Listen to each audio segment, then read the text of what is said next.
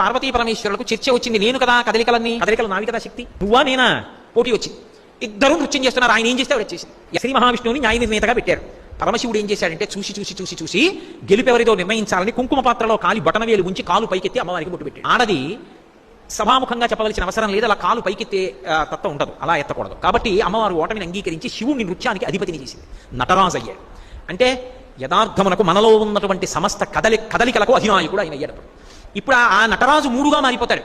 ఆయనే సృష్టికర్త, ఆయనే స్థితికర్త, ఆయనే పడిపోయిన కాలం, నడుస్తున్న కాలం, వచ్చే కాలం అని మూడు కాలాల పేర్లతో పిలుస్తాం. కానీ యథార్థమునకు ఒకటే కాలస్వరూపము మూడుగా కనబడినట్టు ఒకటే అయినటువంటి పరబ్రహ్మము సృష్టికర్త బ్రహ్మగా, స్థితికర్త విష్ణువుగా, ప్రళయకర్త పరమేశ్వరుడిగా మూడుగా కనబడినట్టు ఒక్క పరమశివుడే మూడు మూర్తులు అవుతాడు. సృష్టికి బ్రహ్మగా, స్థితికి విష్ణువుగా, లయకి పరమేశ్వరుడుగా మారుతుంటాడు.